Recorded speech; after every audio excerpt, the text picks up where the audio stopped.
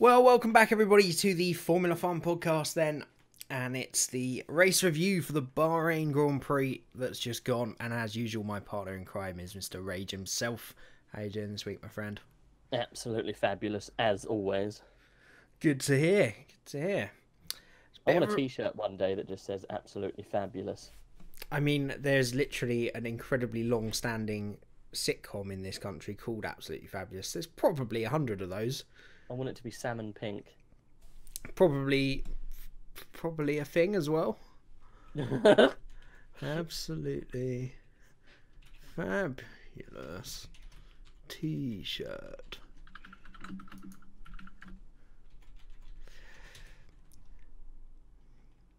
It's probably many. There are many. Not many of them actually say absolutely fabulous. There's a little women's crop top there. Sure, you look great now. Anyway, moving on. Formula One podcast. Let's not get sidetracked this early, for God's sake.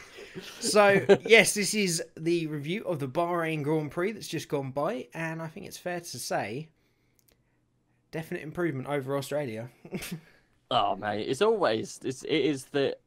is the most understated track on the Jesus, I can't talk. The Calendar, Yeah. thank you. On the thing with dates on. I think it's it's one of the best. It's up there. It's a real racy track. You know my feelings about Bahrain. I love it. I love the track, and I think I love driving it virtually, and I love watching motor races around it. And we had a cracker. We did, as always. There is a case for it being the opener, I think. I think so now, Day. Yeah. But we'll see. Australia might make changes for next year, apparently, and it has become the season opener. So We're just gonna make it wider, are they? Cash. maybe change it. I mean, the advantage they've got, unlike a lot of circuits, is it's a street track. It's just roads, so they can change the configuration of it however they want. So it's definitely a possibility. But anyway, Bahrain Grand Prix, it was pretty hot, not just in temperature. It was some tempers flared throughout the weekend, and some pretty unusual results, unusual strategies. But we will get on to them in due course. We will start, as we always do, in practice. And I think the most telling practice of the year so far, because Mercedes did not top a single practice session. And I think that told us all we needed to know, really, about the weekend that was to come. So yeah, it was Danny, Kimi, wasn't it? Yeah, so Ferrari and Red Bull looking very strong on their race runs as well. So things were looking positive, and as we went on to qualifying, yeah, quite a few surprises. I guess the opener should be Max Verstappen's big accident coming out of turn 2. Well, Q1. Going into turn 3 in Q1, yeah. Yeah. How did you see that one? Did you hear the excuse? You lost the car, Max. Oh, there was a 150 horsepower increase. I wish there was a 150 horsepower increase. Or you just have the horsepower turned down in the qualifying session, dude. I think he actually said 150% extra, which is like like an extra 1,500 brake horsepower. I thought it was 150 horsepower. I thought it's 150%, but Yeah. there is a case for that, because Christian Horner said over the pit wall, because they were doing the link for BBC where they have Red Bull on the pit wall for the weekend. He was saying before Max even got back to the garage, he said the only reason they'd sent him back out was so that the Renault engine could learn the circuit a bit more, because of course that's what they do. The maps adapt as they're going round. So it is possible that something strange happened when it was trying to map it and suddenly gave him way too much power. But still, I would imagine all the cars are doing that. So it can't be an unusual thing. So I think it's got to be put down as a Max Verstappen mistake. And, It was nothing but a mistake, wasn't it? It's just stupid. Yeah, I think so. Especially as he's already got his lap in. Apparently they said it was they told him to do an extra lap so he could configure his engine modes or mapping. That's it. That's the Renault engine, or any of the engines learning the track. Yeah. And the mapping's learning. as they go along. But Christian whatever Horner it did was, say that there was a slight, they had some trouble with the throttle application throughout that corner on the whole weekend. So whether they were running some kind of trying to improve their performance out of turn 2, to try and help at the start, and they just overkicked it. I don't know. I find it hard to believe that Max just dropped the ball, but yeah, silly, really. it's amazing how quickly you do a 180. No, You start off saying he's an idiot, stupid mistake. How can you blame it on anything else? Actually, it could have been the team. It is a very uncharacteristic mistake, isn't it? Yeah, really? I honestly think there was something else at play there.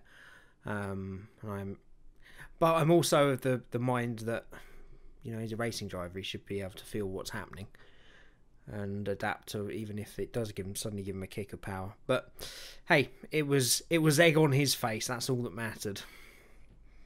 And it was not the best start to what was to be a pretty dire weekend for Red Bull. But moving through the rest of those knocked out in Q1, unsurprisingly, both Saubers. Unsurprisingly, but a little bit surprisingly, both Williams having a terrible weekend. Continuing on from Australia, just no pace in that car. In the what? Sorry, the Williams. Oh, yeah, it's awful. It's quite sad, really, because they seem back where they were in 2011 after making such good progress. Both Saubers about where we expected. Again, I get the feeling, as we would have seen in the race as well, they're a bit more competitive than they were last year. And the big shock of Q1, which was Romain Grosjean getting knocked out on a weekend that Haas desperately needed to recover strongly after the embarrassment of Australia. I just don't get what happened to Roman. It seems very silly. Roman's there and then K-Mag up in 7th. He's got a set. You're right there. He's got a second on him almost. He's got a second on him almost. Well, he has got a second on him. Yeah, I don't know how it played out. I don't know the mapping of the session, but I do know a lot of people were caught out by the Verstappen incident. Whether for whatever reason Grosjean couldn't get the lap back in, but he did struggle the whole weekend, to be fair. So it's just one of those things, really, isn't it? The midfield is so close this year that if you're not having a good weekend, that's what will happen. You'll find yourself 16th instead of 5th or 4th or 6th. Sorry. So then we have the two other disappointments of the weekend, for the qualifying at least, 2 McLarens. And what must have been... They should just...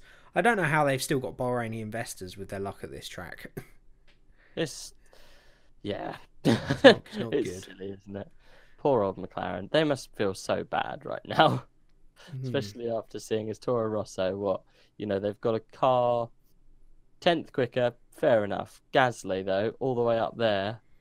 And this is just in Q1. Like, how much faster he is. Like, it's ridiculous. 4 tenths. 4 tenths quicker, just in Q1.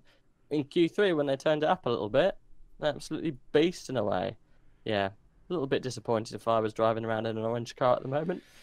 Yes, yeah, I'm sure we'll get onto that in the race and in a bit of the news section, but it's not great. It's not great for McLaren at the moment after so many positive signs.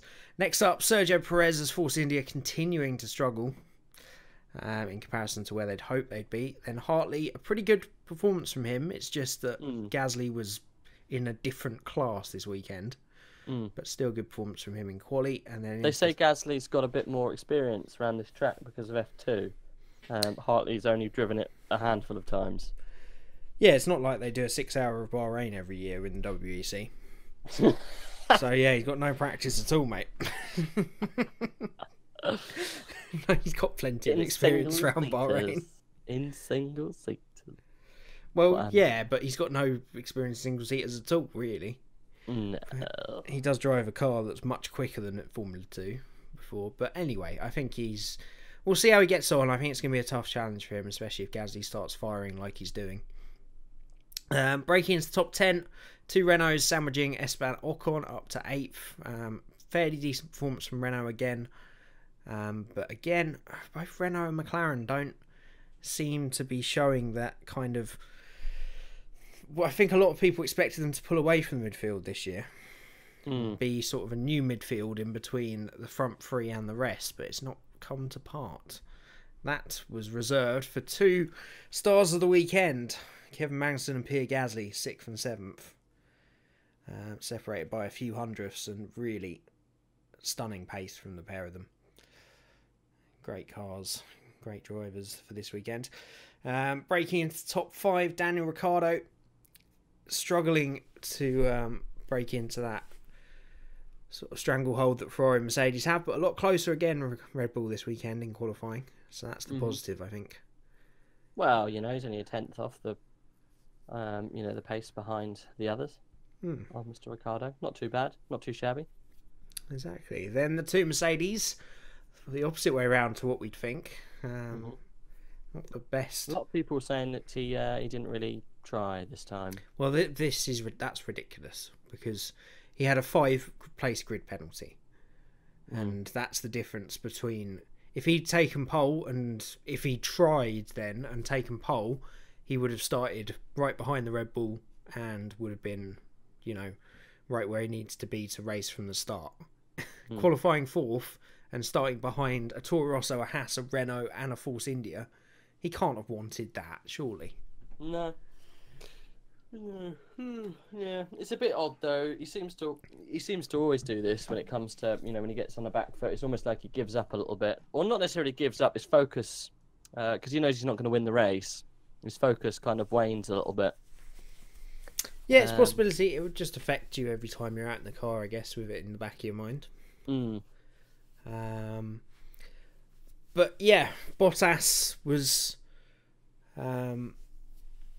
still had a very good weekend, and to out-qualify Hamilton will do his confidence the world of good. And then the two Ferraris then. I really, really was hoping for a Raikkonen pole in that session, but Vettel pulled it out right at the end. I think Vettel always whips it out, to be fair, mate. And he's fairly quick around a circuit as well. So I think Raikkonen did make a couple of did meet a bit of traffic, I saw, in his outlap, or in his fast lap, sorry. So whether that did influence it, I don't know, but Vettel turned it up when he needed to, as he normally does. So that was qualifying. Vettel on pole, a Ferrari front row lockout for the first time in a long time. Donkeys. Yeah, donkeys. I mean, it's their first pole since sometime well into last year. Donkey-erious. So spicy, nice and spicy for the race. Okay, so moving on to the race then. It was a bit of a cracker, wasn't it? In terms of, definitely in comparison to Australia. And so I guess we will start as always at the start. It was a pretty eventful one. Vettel got away well. Bottas got himself up and past Raikkonen in turn 1. Yet again, Raikkonen showing good pace all the way through the weekend, and then just bottled the start again. I seem to remember Raikkonen always being this super fast starter and aggressive guy into turn 1. He just lost that edge, hasn't he? Do you think he's been told that he's not to challenge the Ferrari? It's possible. Unless he's in front. Do you think they have, like, a gentleman's agreement? It's very possible that there's something like that. I think it unfortunately it's just so sad. Because I feel like there's sparks of brilliance from Raikkonen that show he could still perform at his very best. And if it is that's holding him back, that kind of agreement, then it's a real shame. Because I don't see any reason why. It hurts Ferrari as much as anything as well. Because they need him to be scoring at his maximum at all times. And, apart from what happened later on, he probably wouldn't have beaten Bottas home if he'd continued. But if he'd stayed ahead at the start, he may well have done. So we'll see. But it was pretty explosive in the midfield. We had multiple incidents. We had an incident with, I think, Magnussen and a Force India in turn 1. Or turn 3. And then down into turn 4, there was contact, wasn't there, between Perez, wasn't I it? think it was Perez. Yeah, I can't remember who he with though. Perez and who was back down that way? Let's have a look. So, quality. 1 second. Who was near Perez? Might have been Hartley. Oh, I could have thought. I thought it was. It definitely wasn't Gasly. So I thought it was a Haas got in a bit of a pickle. But yeah, let's go. No, it was. It wasn't. It was. Verstappen. Was it Verstappen again? Verstappen had a bit of a wiggle. Okay. Where was Verstappen though? He was like right down the end. we definitely watched this race. Yeah. I promise. I'm just gonna find that out now. It was Hartley. It was Hartley. It was Hartley. Yes. So contact there and a bit of a spin. Great starts from the likes of Gasly and Magnussen, apart from that little run-in with Ocon. And then I think it was lap 2, wasn't it? It all started kicking off with Hamilton and Verstappen. Verstappen going for the overtake into turn 1. And it was turn 2. I think he just cut across the front of Hamilton like he wasn't there. And caused a puncture. So that's our first flashpoint to analyse, I think, from this race. Of course, Hamilton came straight over the radio and called him a dickhead. Did he? He did. Or was it afterwards he called him a dickhead? I think it was on the radio. As far as I'm aware. If you haven't seen or already, there was quite a cool little interview or question asked in the the press conference afterwards with the 3 top finishers, and they asked Lewis, why did you call Max a dickhead, either after the race or whatever. And Vettel said, "Oh, can I answer this?" And he said, "It's not fair, pretty much, to throw these kind of silly questions at us. We're in the heat of the moment. We're racing at 100 mile an hour, and just because we say something about someone, it doesn't mean that we actually mean it. It was quite cool to see another driver come to another driver's kind of rescue. The question wasn't aimed at Vettel, but he decided to answer it for Hamilton. He even asked Hamilton, like, "Can I, just interject here and answer this question for you?" So whether Jamie's going to link that now, I don't know. No, we've changed the format of this to make it easier for me to edit. We just stick one image on, and it's just an image. The image is here. If you want to find out more about the image, no, we don't even do that. It's just one image for the whole thing. Oh, because otherwise the image isn't here. Otherwise, it adds like 3 hours onto the editing time. It's definitely not here. And I don't have time for that. And it means we can get it out on Tuesday night rather than the image is not here. If you want the image, then you have to search on Google. Yeah, I'll leave a bunch of links, I'm sure, in the description, but I'm sure you guys can find that yourself. To be honest, if you're most F1 fans have already seen all of this stuff already, so it's just us having a chat about it. Yeah, the incident itself was, I think, the real flashpoint, and the talk. Vettel's right. All these stories, I'm with him. We need to make less out of them, because creating that fake drama doesn't help Formula One's real problems and the real analysis of the real stuff in the race, which is what's most important. So yeah, I think it was clumsy from Max, and it was. I don't know if it was a misjudgment or if it was him just trying to assert some authority over Hamilton with a chance to overtake him. But it was very clumsy, and it was completely his fault, I think, at the end of the day. If you see, he partially got the move done. The problem lies where, especially in that corner, and that corner alone, if it wasn't a normal corner, he wouldn't have had to squeeze him so much. It's just because that corner's a left-hand corner. Lewis is on the outside, and you go straight into another. It was a right-hand corner. You go straight into another left-hand corner afterwards, where if Lewis is so far up his side pod, Lewis can just literally sweep round and get the drive into the next corner because it will be Lewis's line. So he had to make a split decision there to put Lewis in a position where if Lewis doesn't yield, then he's going to have damage to the front of his car. And obviously Lewis thought, well, I've gone off the track as much as I'm going to go off the track, and if you're going to hit me, you're going to hit me. There's not really much more that Lewis can do. The only thing he could have done was literally been forced off the track, and Verstappen would have had to give the place back.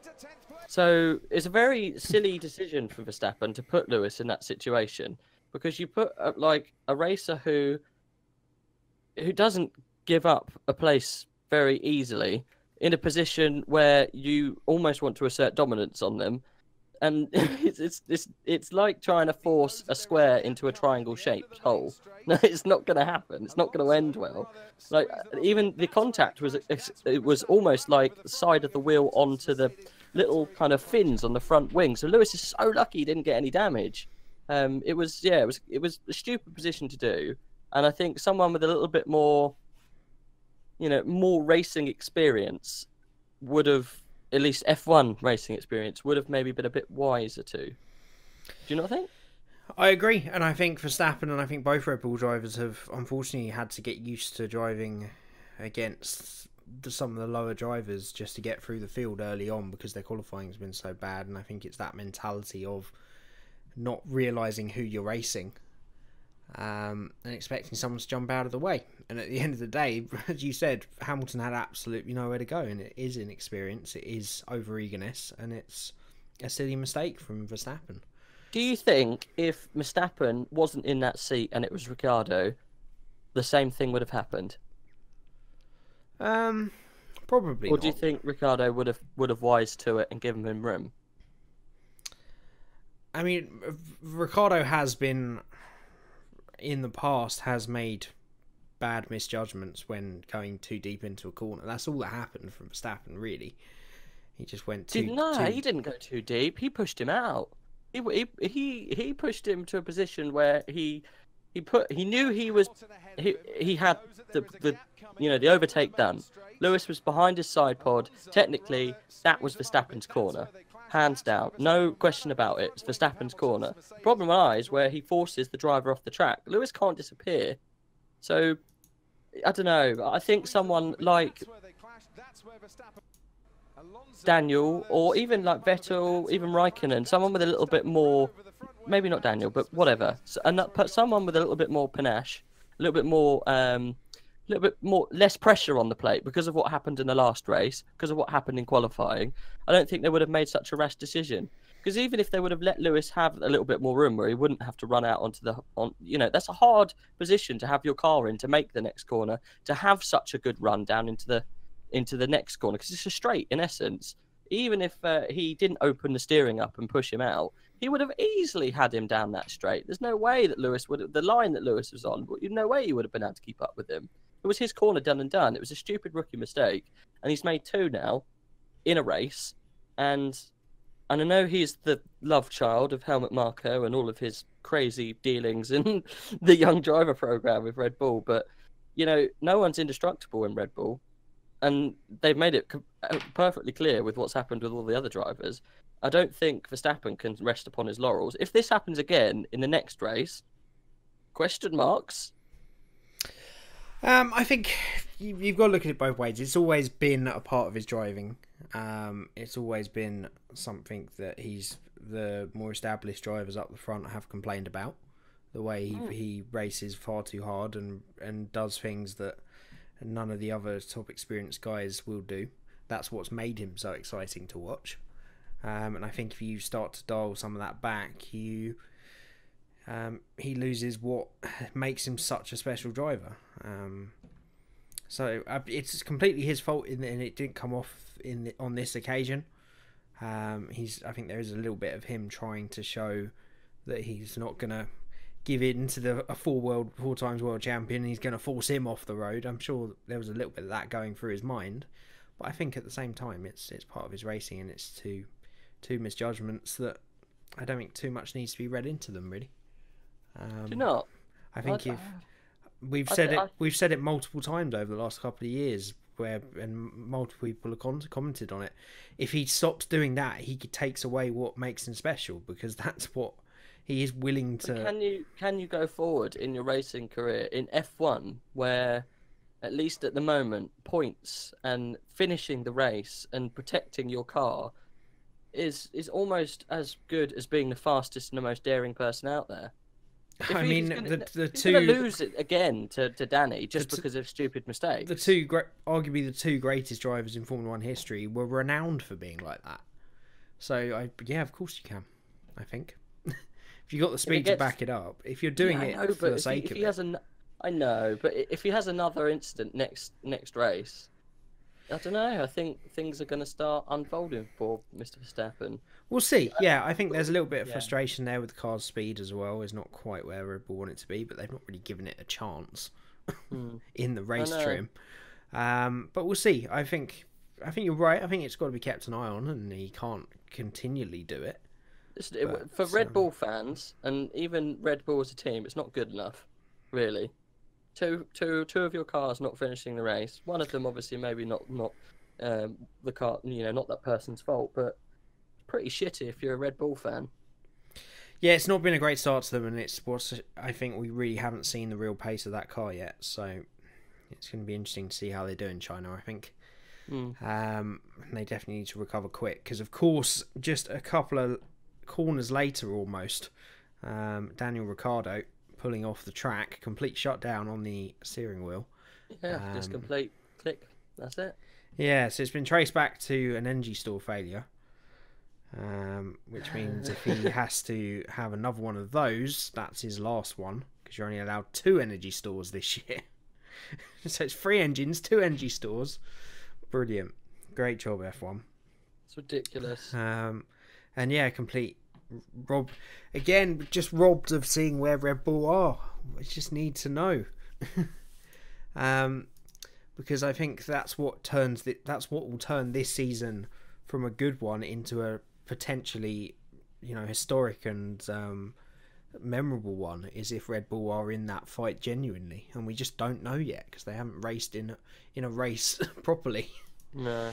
For us to find out. So it was a bit of a shame, and it was poetic justice to see Verstappen passing the stricken Red Bull, and it was just an image that I'm sure they won't want to see too often this season.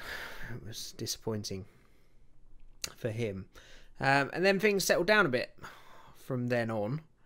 So there's a lot of talk of what people were going to do on the strategies. Hamilton made his way through the midfield to be in that 4th place. Vettel never more than sort of 5 or 6 seconds ahead of Bottas.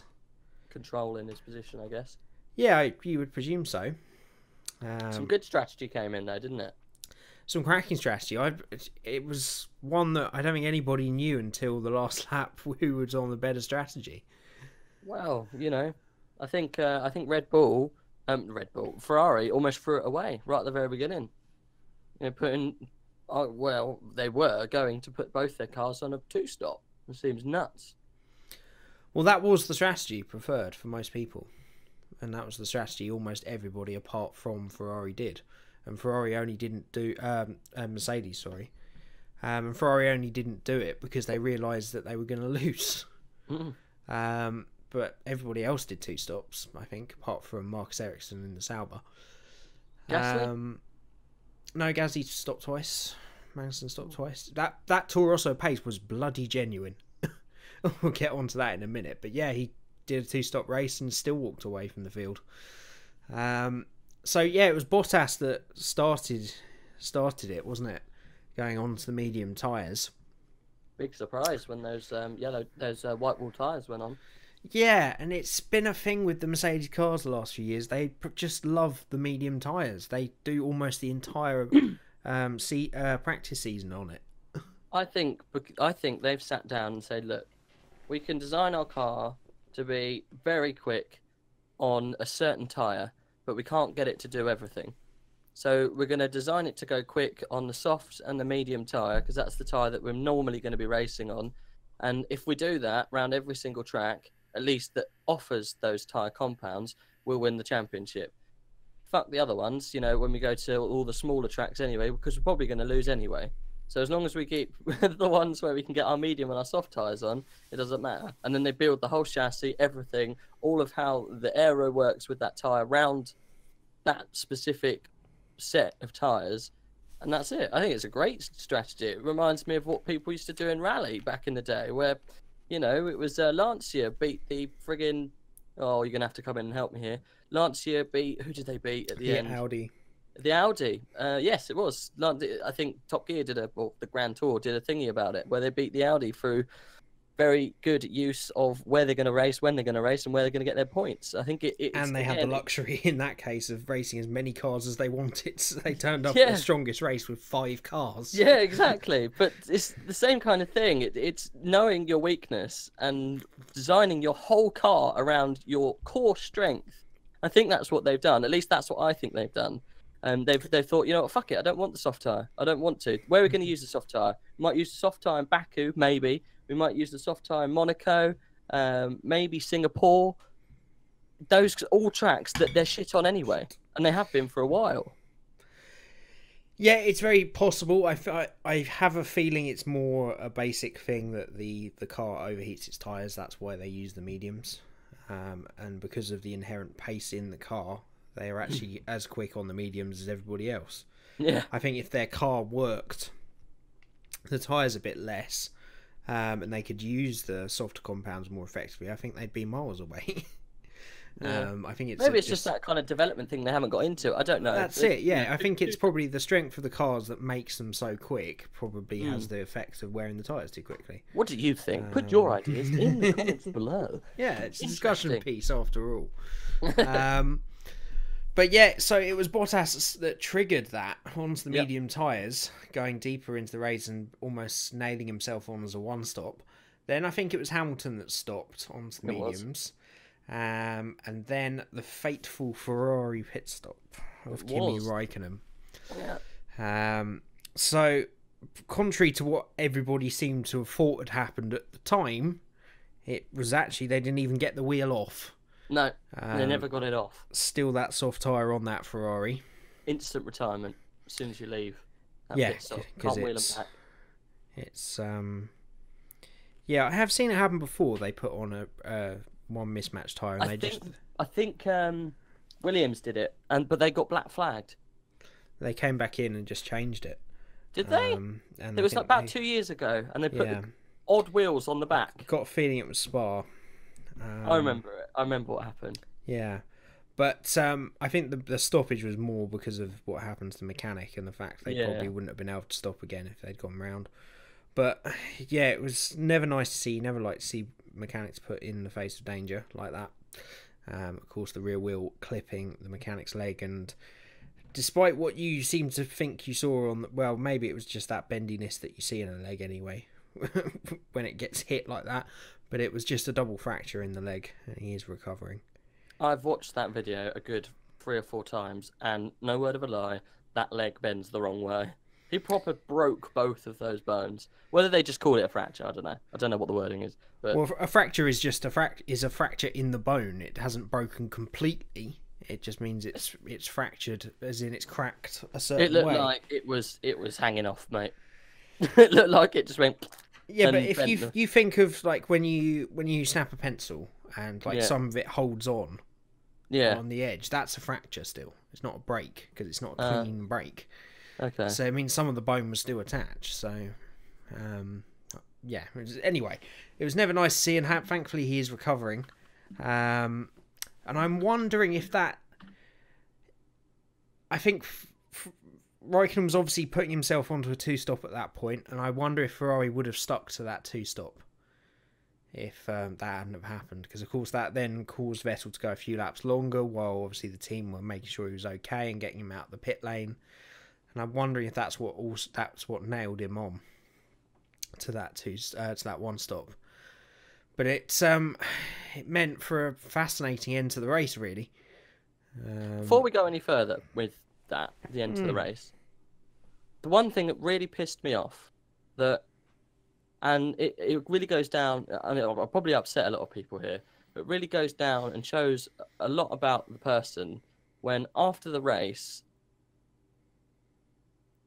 Raikkonen had no idea what happened to the pit mechanic, no clue. He's even said in the interviews he's got no idea. However, Vettel delayed his interviews to go and check on the mechanic to make sure that he was okay. Like, Raikkonen broke the guy's leg and wasn't bothered what happened, whereas the other driver decides to go and double check that he's okay. Like, what goes through that man's head? Even when, as soon as it happened, would you not go over? He didn't. He walked straight back. He looked over a little bit and walked straight back into the into his garage. I don't know. I wasn't massively pleased. On the Channel 4 coverage as well, Steve Jones said, "I don't understand why Raikkonen doesn't know what happened to the mechanic. That's a bit odd." Yeah, I don't know that he would have known exactly what happened during the incident. So whether it's just not communication with him, whether he just went, because he stormed from the car, and then as he was going back to the pits, you could see on a different camera angle Arriva Bene sort of putting his hands down to him, telling him to cool down, and then just as Raikkonen got level with the garage, he seemed to notice what had happened to the mechanic, and then went in, didn't he? Yeah, but whether he meant that could just be a very Kimmy answer of, as in he maybe thought he meant what, how was he, or what had happened had happened to him. Has he broken his leg? Is he okay? Kind of thing. And he might just have meant, I don't know. I'm sure I don't see Kimmy as someone that wouldn't, once he knows the full gravity of the situation, he'll go and see that mechanic, I'm sure. Behind closed doors, he's just not someone that wants to talk about anything in the media after he's retired, does he? No. He just wants to get out of there. So I know what you mean, and I hope that wasn't the case. I don't believe it would be with Kimmy once he knew the actual gravity of the situation. But yeah, the whole thing was a bit of a mess, and another sort of big question mark over the traffic light system. I need to find out what system these guys are using. If it is still traffic light, still the original traffic, and where is that placed on the car? Because obviously the original traffic lights couldn't be seen because of the halo, so they've obviously had to adapt it somehow. But that it was not an issue of him seeing the traffic light, because he went and it wasn't a no, it was a blatant green. He got given the green light to go. We were talking about this the other day, obviously off camera. Maybe it was on our thingy live stream when we were doing a race, but something at the moment's fucked up with these pit stops, and I don't think it's Halo related. But, no, as much as I'd like to blame it on it. I'd like to blame it on the Halo, but yeah. No, I think you're right. I think it must be something with the systems themselves. And we were saying this, we'll say this for the podcast, so we might talk about it now. But do you think because of these recent spates of unsafe releases, and now the injury, that they will change the pit stop setup and save, any quick or unsafe or any kind of weird releases by putting a mandatory pit stop time, say 4 seconds? It's possible. I mean, it would solve the issue. It's not very Formula One. I think that's the problem with it. And I think I would have... Unfortunately, I would, as much as I think these guys should be safe, I would have a problem with that. Because I think it takes away that competitive nature of the sport by limiting that. And pit stops have always been such an exciting and crucial part of the sport. Even when the pit stops used to take 10-12 seconds, I know it was still fuel related, but they were, doing still incredibly rushed, and that's any seconds you could save would still... They've evolved because of the need to make a pit stop safer, and they've kind of stupidly made the pit stops more dangerous because everything's so rushed. Because everything's so quick. Because before they had to wait until they got the right amount of fuel in the car, and obviously anytime you've got fuel next to a hot car, you spill anything, there's incidents. But now, because they've got rid of that and they're doing this whole quickest pit you can, sub 2.5 seconds or whatever, it's obviously going to have some kind of error. It's going to have some kind of human error. And knowing how and what Liberty Media and the FIA are at the moment, I've got a funny feeling that they will do something about this. Yeah, I mean, that would, at the end of the day, that would solve the issue, I think, if you put a 5-second penalty stop limit or something. But I still wonder if these things could still occur, because it's, as you said, it's a system problem. I think they need to implement a system for every single team across the board of a stop-go that's governed externally outside of the team. There needs to be an external reviewer of the pit stops, and they can only go once each individual gun mechanic has pressed a certain button on their gun. But that's what they do. That's what the traffic light system is. It No, only no, but goes. it's the inside of the team releases that car. There needs to be a specific delegated member of the FIA that once they've been all confirmed that every wheel is done, then release. Because Haas was not like that. Ferrari wasn't like that. There's no way that that mechanic on the rear gun said, yes, it's safe to go. No way. But then So something in the whole system that they got going there is wrong. Just something didn't work. Someone didn't do their job. I think Yeah. every time you see this, I don't think the systems are wrong, because their systems are check each corner, press the button, go. That's what the traffic light system is. So there's something that's not working, that's gone wrong on it. It's not mechanical. I don't think it's an electrical issue or any kind of software. I think it's simply someone who's pressing that button to turn that light or twist that lollipop green is screwing up. Something's going wrong. Whether it's because they want to be quick right. or... And whether a delegate's going to solve that, I don't know. But that's an option. Your comments below. Yeah, what are your ideas for pit stops? I mean, it's an interesting point, and it's we never want to see those kind of dangers in the pit lane. Thankfully, it is quite rare. Yeah, no, thankfully. I know we have seen two similar incidents. We've seen some killer incidents of recent. One with a loose tyre and one with a... Now this one. We don't see this very often, do you? You don't see a member being hit. No, well, I have seen quite a few of them in recent years, just never quite that bad. Yeah, it's normally a little bump and they're sore or... Yeah, exactly. This was a proper whole wheel over leg.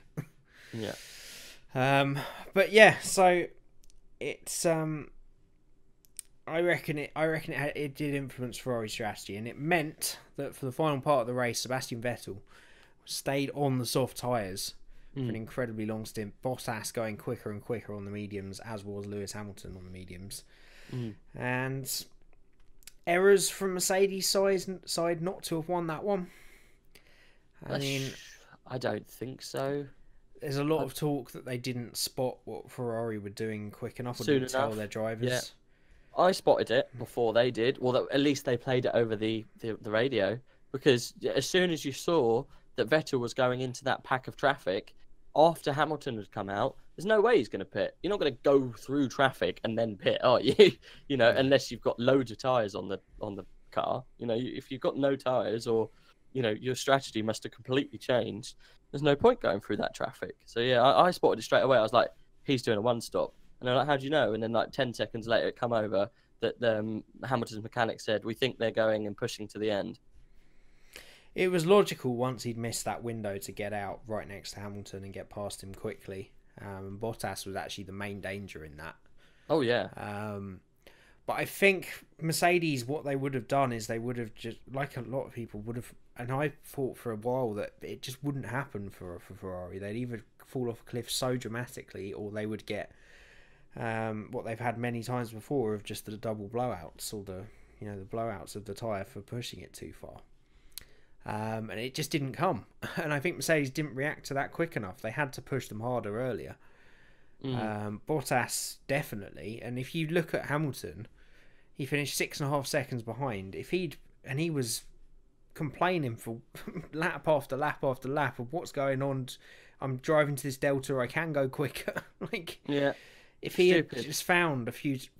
half a second a lap for the last 20 laps, he would have been home and dry. So the thing is, I noticed as soon as pretty much they told him, or obviously they got the question, got the whatever he needed to him, he did start to go a lot faster.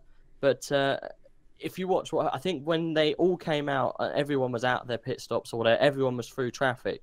Hamilton was about, I think, he was either 12 seconds behind. I think all of it, because he got caught behind a nasty pack of traffic, and when the two, the Ferrari and the Mercedes of Bottas got through that traffic, Hamilton was still going through it, and by the time they were all clear, I think it was 12 seconds and then maybe 3 or 4 seconds, and Hamilton came all the way back and finished 6 seconds behind. So Hamilton's pace in that race must have been like astonishing to get all the way back there.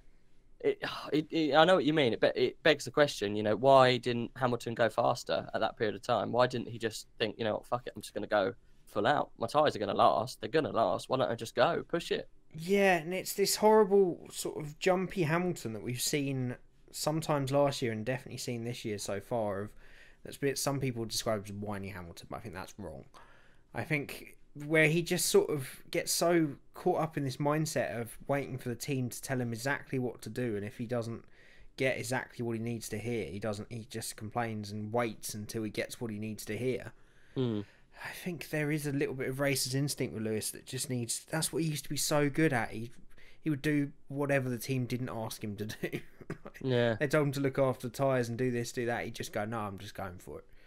And I think it caught him out last time, though, didn't it? He said, "Oh, I'm just going to go for it." Maybe he had a talk in the back room once there after the race, saying, "Look, you can't just do that without consulting the team. You've got to rely on the mechanics to help you." Well, yeah, but that was after he'd already gone behind because of their strategy. That was after he'd lost the lead. At this point, he's behind. He knows he's behind. He's got a minute behind him to do what he likes. Just go for it, Lewis. I think it's a shame that he didn't. But a good race from Valtteri. And, of course, on the final lap, he got the one opportunity into turn one. A lot of people, I think it might have even been you that said it to me. If that was Lewis Hamilton, do you think he'd have got past? Yeah. A very lack of commitment and a bit of a silly Bottas for just giving him a dummy into turn one rather than staying close and trying to get him through. You could have got him on the straight after turn one. It's just so silly. Just threw that away, I think. But in the end, it was an incredible victory for Vettel, I think, in the circumstances. He had the quickest car anyway.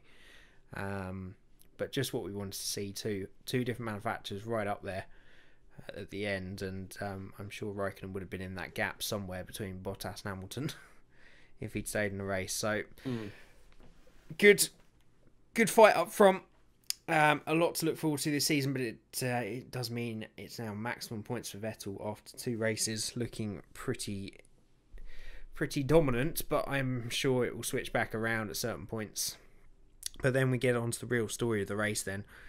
Didn't see him really for most of the race, but that's because he was in such a class of 1 in the midfield. Young Pierre Gasly in a Toro Rosso Honda, 4th place on pace. Mad, isn't it? It is. I mean, we do have to say quickly, there's a Ferrari and 2 Red Bulls missing from that gap, so you probably say 7th is where his pace would have put him. But still, it was an incredible performance from them, and on a track that relies quite heavily on power, it's promising signs from Honda. Do you think McLaren pulled the trigger too quick on the engine swap? I'm starting to think more and more that it's McLaren that's the problem. Do you think it might be either not necessarily McLaren being the problem, the pressure now because of the lack of performance of racing, and they almost got the Saudis in the background, not the Saudis, the Bahrainians, if that's what you can call them, in the background saying, we want results, you can't race this engine anymore. Their whole decision to drop Honda now just seems stupid. It almost seems like they've got no leadership since Ron's gone, like no real concrete leadership since Ron's gone. They've got an angry Spanish guy barking his orders in one ear. They've got a load of investors barking their ideas in the other ear, and they're trying to mash something together to get McLaren where they need to be, but it's not working. They're completely delusional if they think they're going to be able to compete with Red Bull with the amount of development they've got on the Renault engine on their own, in their own right, using their own fuel, their own mapping, everything completely in-house or slightly externally with their own, contracted engine tuner or whatever, because they're not using Renault anymore. They get their engines, but there's no way that Renault are sitting there doing everything for them. I just think it's silly, that McLaren have done this. I think that why didn't they stay the course? They had the works drive. They could have been up there with the Ferrari and the Mercedes within a couple of years. Do you think they just think, fuck it, we'll just get the quickest engine we can for the next couple of years and we'll hold out for 2021? I think that was the thinking. I think the quickest engine they could and just get rid of Honda, who, to be honest, last season were such a disappointment. It was probably their worst season, almost on a par with the first year. It was so bad that I can completely see why they've made the decision. But there is part of me that thinks McLaren are part of the problem, because this chassis that was supposed to be so good, yes, people keep saying you've got to integrate. That's not even the word still, but you know what I mean. Stick the engine in and make it work. Yeah. And integrate. Integrate. Integrate. There it is. Word of the day. Today's podcast is sponsored by the word intricate. What? Oh dear.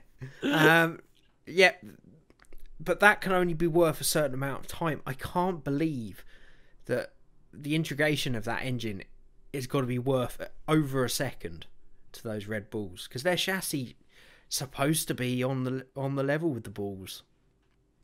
And I just think a lot of that performance may well have been the McLaren. They're naive to think that they can come out the box with a brand new engine supplier who they've never used, at least within the past 2 decades. Have they ever used a Renault? They might have used a Renault after the Honda. Did they? No, it was a weird engine, like a Peugeot. Was that something weird? After the Honda in the 80s. Yeah, they used a Peugeot for a couple of years. It was a Peugeot for a bit, and then they went over to Mercedes. I don't think they've ever put a French engine in the back of that car. Right, but at the same time, if it's an issue of integrating it, how have Toro Rosso done it so quickly? That was such a late call. And I reckon they just mucked it. I don't think so. I think McLaren have inherent problems with that chassis. I think they really have an issue. And that's a lot of the pace that's missing. It's a correlation issue with their wind tunnel. It could be anything. It could be a design direction. It could be something that they thought has been working the last few years, and they've always used the excuse of Honda.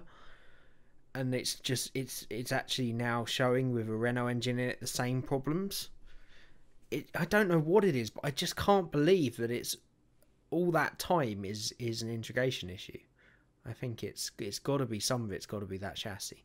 And they've got real problems, because I think they were flattered in Australia, and I think they showed this weekend in qualifying they've still got that huge deficit, and they've really moved nowhere from their raw pace of last year with that Honda engine. And Toro Rosso are flying with them. We'll see how it progresses, and we'll see once we get back to Europe sort of the developments they can start bringing. I think what they've done is when they've moved on to this next year, yes, they're faster. I think they are faster than last year. But those guys in the positions who are a lot faster than last year, because a lot of manufacturers have made big jumps, not just little jumps, huge jumps in performance, it's really, really shown, against the McLaren, that a lot of these other cars have obviously got it sorted out, and McLaren, they're still behind on that jump. Maybe they might have made a little one, but I think it's made worse. What I mean is by the great jump of the Hasses. I think definitely the Renault engine, at least in the back of the Red Bull, because like I said earlier, that Red Bull engine isn't really much to do with Renault anymore. They have made gains in places where they obviously thought they could make gains, and it's worked so far, as much as we know. And McLaren just haven't. They haven't made those groundbreaking gains. Looking at the car, going back to our very first pre-season podcast, that car did look plain. There's nothing spectacular. There's nothing out of the box aerodynamically on that car that we saw. They've got the Hedgehog, but come on, like a couple of flaps. The pod race, they're not winning the pod race like we saw with some of the other top teams like Ferrari and Mercedes. It looked plain, looked boring. They've got I don't think they've got direction. I think you're right as well. They've got no direction when it comes to developing that car. I don't think they'll win the development race this season. I think it's just naive to think that when Alonso comes out and says, "Oh, we're going to be up there with the Red Bulls by halfway through the season," I think it is literally all fluff. Yeah, I agree. I think they need to make some big improvements. I mean, their qualifying time from this year would have put them 9th on the grid last year. So it's really not a big difference, is it? No. And you look at Toro Rosso 129.3, that would have been good enough for 4th place last year, and that's as quick as a Red Bull from last year. So that's I think they've made a couple of errors, haven't they, in judgment, be it with the engine and the chassis. There is the other way of looking at it, that Honda have just suddenly got their act together. Yeah. Because the changes they've made into this year are all reliability based. And I wonder if all these niggling reliability issues have never allowed them to run this engine at full power. And they've all of a sudden have got the reliability down, and the power has always been in that engine. I've noticed as well with that Honda engine, when you're at low revs and you're turning through the corners, there's some really funky noises coming from that engine. Next time you watch a race, and when you see them going through slow corners, or just that engine, that it just sounds so different to all of the other engines on the grid. It's almost like the old exhaust blowing of yesteryear. Oh god, yeah, that's been there since they returned. It's like a turbo kind of spooling of some. I don't know what it is. It's like it almost sounds like a little 2-stroke. It's the NG recovery. It's the turbo blowing NG recovery. Because of course these engines have 2-part NG recoveries. They have the normal braking kinetic recovery, and the then turbo they have recovery as well, don't they? Yeah, so it takes the excess gas from the turbo as it comes out, and uses that to go through another. It just sounds mini cool. turbo. It does sound good. It sounded horrible for the first couple of years, but now it's probably firing on. I think you're right. I think they've been able to really hit those reliability issues on the head, and they're now firing an. The funny thing was, before this weekend and in Australia as well, Franz Todt was saying there is a massive update coming in Canada, and that's what they're waiting for. If they can finish 4th on pace and qualify 6th, best of the rest before this big update, as long as it doesn't reintroduce a bunch of reliability issues, I think you're right. I think McLaren could have made a mistake, but McLaren, do you think they burnt their bridge now? Yes, yeah, 100%. There's no way Honda will want that back. No? I mean, if Honda continue what they promised and what it looks like they're going to do this year, they'll have a manufacturer next year in Red Bull. Yeah. So I don't think they want to go back, even if McLaren wanted that Honda engine back. I think McLaren have. I think they've just shot themselves in the foot and realised now they're fucked. The worst thing that they wanted was they come into this part of the season, without a proper and competitive drive, and they've scuppered their only chance now. They're a customer car, and I know they've always been a customer car, but they normally would pride themselves on having #1 support from their engine supplier. Like back in the day when Mercedes weren't in, they were the number one. They were the #1 guys, weren't they? McLaren, Mercedes. It was the big boss. You ride with our silver and black car. Use just the silver in your livery or whatever. Be McLaren, Mercedes, and we'll give you the best possible engine. I'm sure they were using Mercedes engines, but I'm sure McLaren had the preferential treatment just because of the name they've got there. Yeah, I think nowadays they're falling back into insignificance. And it's sad though to see such a English company, even it's not English, it's kind of Australian, but English all the same. G'day, mate. What was that? Bruce? Brucey's Oh, turning in his fucking grave, mate. Brucey is fucking pissed. He's a Kiwi, actually, isn't he? I don't know. He's from over there. He's a Kiwi, because that's why they put the Kiwi on. McLaren always hide a Kiwi on the livery. Well, to be fair, for the last few years. Originally, they came from England and went over there, so he's fucking English, all right. They're convicts, mate. Moving on. Yep, let's do that. So yeah, good one to keep an eye on tonight, just for the memes. I'm happy that Toro Rosso ahead. It's gonna be interesting to see how things develop this season. For the love of memes, there's gonna be some crackers. Crackers. If anything, what they've lost in performance, they've gained in brilliant memes. Well, at the same time, it's what I said in the season preview coming true. I just want to see Alonso lose it. I don't know why. He's so happy. I want to see how he will react if this continues, which I'm sure it will for the rest of the season. I think he will walk out. I think he will leave and he'll go on a sabbatical of some kind. I think he'll mid-season go, you know what? I don't want your drive. I can see it happening. Yeah, I think you're right. It's possible. Because, as you said, they've got no way back now. because that Renault engine, Red Bull was sick to the teeth of it. Where do they go? But that's a talk for another time, I'm sure, and it'll be an evolving story as we go along. We must quickly rattle through the rest of the grid. Kevin Magnussen then getting some very decent points for Haas, much needed. No mistakes with their pit stops this time around. Those balls. He does love those balls. Well done. That's a brilliant result for K-Mag. Yeah, him and Gasly were in a just class of one. It's not just like they got out ahead and just got a bit of free air and stayed out of trouble. You know, Hulkenberg was on their tail for the whole stint and couldn't get anywhere near them.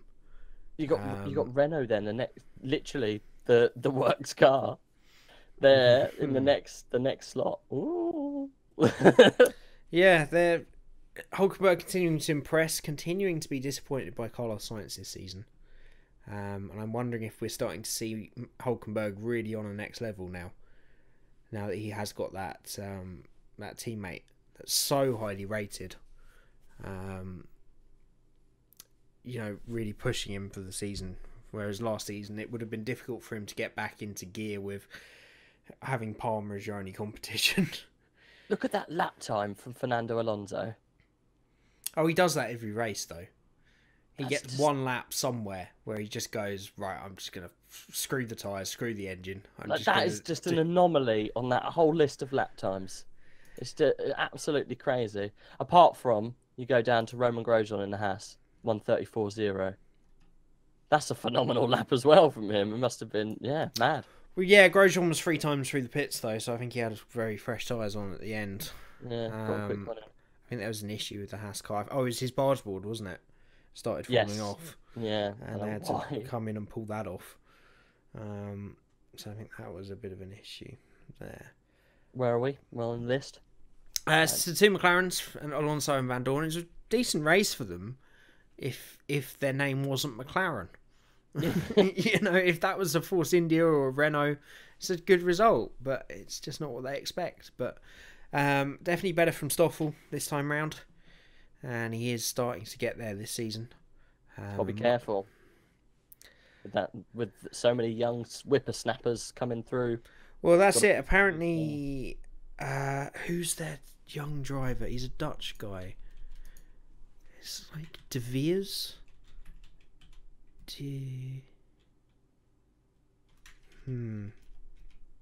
That's going to be difficult to find. Is he their reserve? Reserve test and development drivers. Nick de Vries. Anyway, him. He's in Formula 2 this year. Apparently, he came out in the press this week, or last week, and said he's been promised a 2019 race seat if he wins the Formula 2 World Championship. Wow. Which is pretty interesting. I mean, Daddy can promise a lot of things. Well, yeah, I guess it's not Ron anymore. Ron is the kind of person that would have made that promise and stuck to it. But yeah, there's a lot of young talent. Norris is probably the most prominent. I would have thought Norris is the next one in the firing line for that. Yeah, he's made an incredible start to F2 as well. So, Van Dorn needs to, but I guess Van Dorn will always have in his locker that until he goes up against someone that's not Fernando Alonso, they can't really judge him. Yeah. I mean, he's had 2 teammates in Alonso and Button, or 2 yardsticks that, are the best of the best. So it's really difficult for him to prove himself in that case. But, good result from McLaren, just not a good result for McLaren, if that makes sense. Yeah. Considering where they qualified, it was a good race for them, and they raced well. Alonso raced well. And then I think, for me, the story of the Grand Prix, young Marcus Ericsson. Now, would you like to eat your humble pie now or later, Mr. Rage? I have no comment. I don't like him. So much Twitter stuff over the weekend of people saying how many people had said Leclerc is going to eat this guy for breakfast. Ericsson is actually a decent driver. I don't think he's great, but he does the job, and there's a reason, not just the money, he's still in that car. and he made the one-stop work brilliantly. And that's a fantastic 2 points for Sauber in what was a very good race for them. Leclerc down there in 12th as well, showing good pace. So if you look at those lap times, Ericsson, Ocon, Carlos Sainz, Leclerc, 35.00050. So the pace is there, and a good result for them, and a good couple of points in the bag for Sauber early on. And then Esteban Ocon, Force India's first point of the season. It's really been miserable for them, hasn't it? What do you think of Force India this season? Oh, I think they've just been outshone by people making massive developments, and they've stayed where they were. I don't think they've made any forward motion where they need to. We said that when we first saw the car. The car wasn't ready. No way. The car wasn't ready. They weren't ready. Whether they were caught off guard, the bubble has got to pop at some point, So I think the wheels are just off the wagon a little at the moment. It's a shame. Esteban obviously pulled it around the best he could, and he got a good result out of it just. But he should have been up really. Sauber. He should have taken the Sauber. He should have swapped, I guess. Would they be any further up? Sometimes they finished 5th, 6th. One of those things. I think they're just losing the development race at the moment. Yeah, I think you're right. I think Force India have always started slowly, but they've been caught out this year even more so by the fact that people have made bigger gains than they think. And I think this could be the whole issue with McLaren and Renault and people. Toro Rosso and Haas especially have made such big gains. I think McLaren and Renault have made quite big gains as well. And I think you're right. I think people like Williams and Force India maybe show the better story of why McLaren and Renault aren't where we think they should be, because everybody has made such big gains.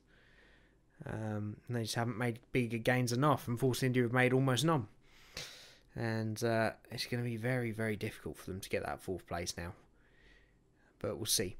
Traditionally, their upturn is at Catalonia in Barcelona, so we'll see once we get to Spain what they can do to the car to bring it forward and up to scratch. We'll just run through the rest of them quickly. I mean, Sainz, again, not really showing what he's possibly capable of. We'll see how that goes on. Leclerc, good race. Grosjean, 3 times through the pits, bodywork hanging off. Not quite the race he wanted, but he has those every now and then. Both Williams, dreadful weekend for them. I think they were lucky to beat anybody this weekend. Yeah. And I'm surprised that they beat Perez and Hartley, to be fair. I don't quite know how that happened. Well, Hartley had a nightmare, didn't he, really, considering? Yeah, that's true. And then Perez had an incident at turn 4 as well in the opening lap, didn't he? He was round, so I guess that's probably why. Yeah. But and that rounds it off. Obviously, Raikkonen, Verstappen, and Ricciardo retirements. So, quick wrap up. Much better race, wasn't it? Overtaking was aplenty. Some great overtakes. Far enough. The beginning of the race was overtakes everywhere. Awash with overtakes. It was much better racing, much better, just all round really. It was a great race and really fills me with excitement for the season. Just a quick note, Fernando Alonso is 4th in the World Championship. I know! For all their troubles, he's still plucking away there. It's just mad. It's why every time I watch the Channel 4 coverage, they always get him, and DC and both Mark go to him and go, "Why, mate? Aren't you in a drive up the top? What are you doing? What are you doing, mate? You fucked it, haven't you?" I think he wanted to say that. Like Honestly, there was some great talk about bulls on Sunday. There was some because they interviewed a cricketer and. As Mark was going away, it's just like, watch out for those balls. There's always great banter when Mark Webber and DC are around. Yeah, they're good on the old grid walk. Absolutely, they are. So that wraps up the race. Then it was a good one, and yeah, I hope China always produces great racing as well. So hopefully we can have a good one next time. I'd like to see a wet race. I'd like to see how we do in the rain. Just spice it up a little bit for China would be nice. Because otherwise they're all just going to be there managing their tyres. Let's have a nice wet one and get get the season really into fever pitch, Mm. because a wet race always just drops a fucking bomb on it and creates some great racing. So we'll see what China does. Right, I guess we will move on now to... Will he get Crash it of this the week? week! Oh, watch clicker, that's a new record. Crash of the week, sponsored by Cream in a Can. Do you want cream? Also in a canned receptacle. Find it in the chilled section in your local supermarket. Creamed refreshment with a ring pull. Get it down, yeah. I mean, these adverts are really fucking awful. You know we've got 10,000 cans of this coming. We need to pay someone else to advertise it. Christ, it's got a ring pull. It's got a... That's how you open it, mate. It's like saying Budweiser beer, it's a liquid. It comes in a can and it's got a bit of bubbles. That's drink it like that water, you do.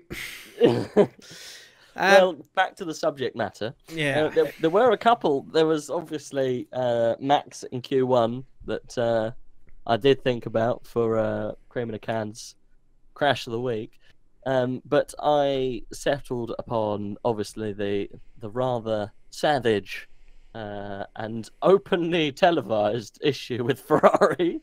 They didn't re-show that one, did they? They literally did, got the worst. They did, but it was from a distance. It was a distance, but did you see it live? It was televised live, close up. Oh, I've seen it many times since. It was savage. It's not nice to see. It wasn't nice to see. But the thing is, they always play replays or whatever, but they didn't replay that one. Yeah. Anyway, what was I don't know how I feel about you putting that kind of thing as a Crash of the Week, but it's your section, so you can go with it. I think it's that's my Crash of the Week. But the reason I chose that as Crash of the Week was because it leads on to our own sections. Now, last week we disbanded our own section because we weren't ready. It jumped upon us too quickly and we weren't able to react. However, this week it comes to your saviour. Mine this time is Savage Fails in the Pit Lane. So, yeah, quite fitting, I suppose, considering I've lost all of the links. Happened this week. Well, you put them in the Steam chat to me, so... Did I? Yeah. I think I've lost the Steam chat. There we go. I mean, Jesus Christ. Christ. How do I computer? I don't know how to compute it. Are these in order? Yeah. Why not? Okay, let's go. Then in no particular order. First one, at least, here is... before we start, as obviously I'm not putting pictures and stuff off of this one, I will put a list of links in the description. They will also be in order in the description, so just click on the first one when we start talking about it and go through. So we'll do it. We'll give you a 5-second interlude to reload your tab, starting now. Ding! I mean, they have a pause button. There's no need for that. There's like 7 videos. That's going to make this 30 seconds longer. Ding! Right, so now it's Hockenheim. Blast you back, however many years that is. 25, 4, 3, 20-ish years back into 1994. Verstappen in flames, in whatever language that is. Viewer discretion is advised. Mute this the fuck up, because it's awful. I almost got literally rheumatoid arthritis of the ear just listening to this. So mute that bastard. It's just the pictures we're after. So a rather flustered Jos Verstappen comes into his pit stop with his Benetton, and this is the greatest thing. He noticed there's fumes around, and he wafts them away with his hand, and boom! Flames! And it is a bit savage, because there were a lot of pit crew injured, and we're not laughing at that. We're laughing at the fact that there's fire, and we are quite primal animals, as we all know, and fire does draw us like magpies to silver shiny things. But no, Verstappen at least was okay. I think there were some burnt mechanics. But yes, fantastic spectacle, I guess. And this led the question to Benetton using an illegal fueling rig, did it not?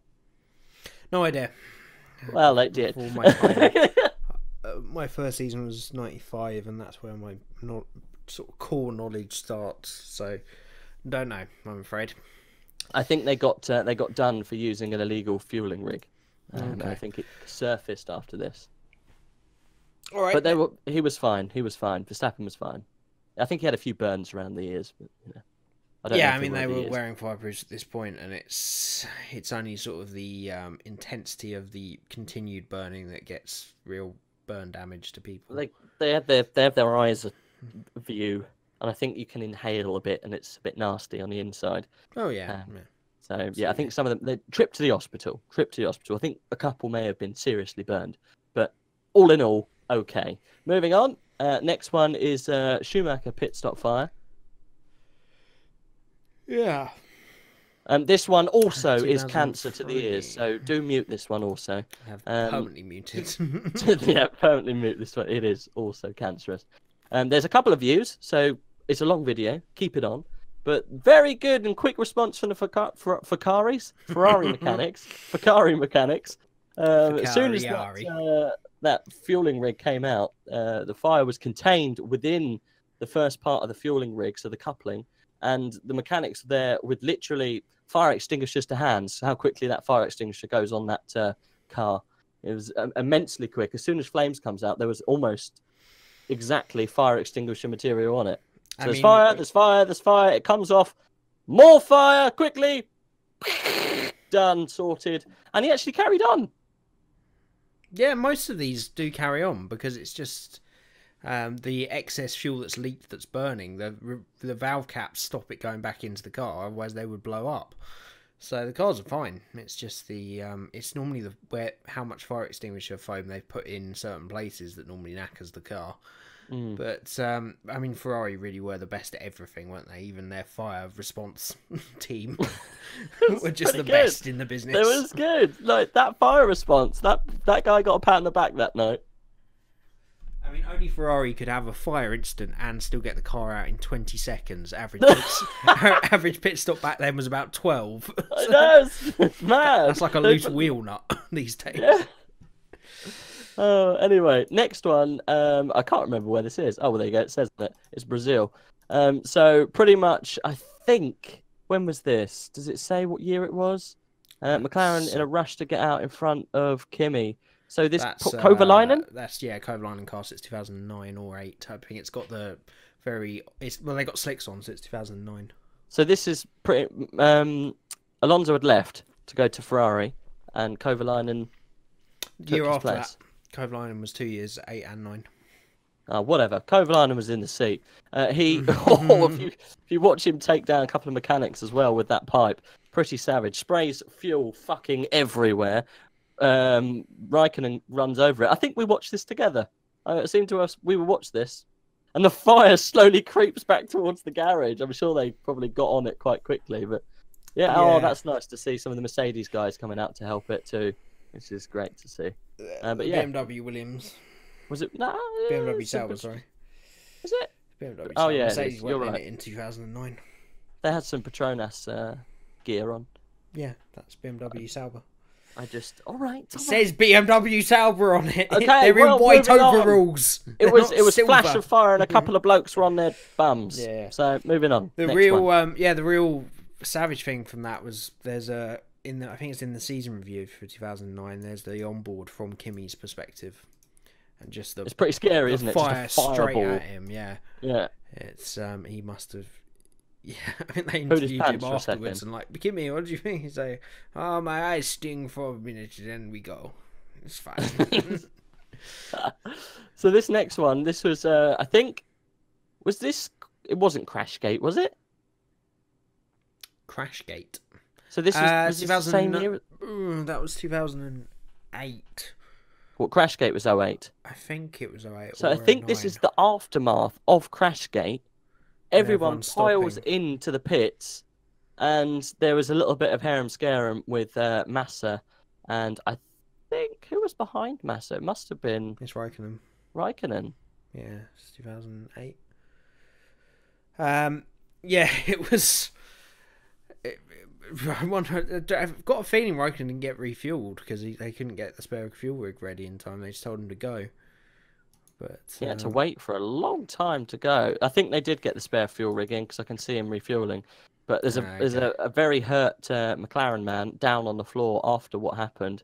And pretty much Massa just took out half the squad just before the other car got in, and they dragged a couple of men out of the way. And miraculously, some of those boys actually redid their jobs, as in redoing some of the lug nuts, and then cowers in pain after they put the wheel on. So they actually get taken out and then put the wheels it's that back left-hand on guy. rightly.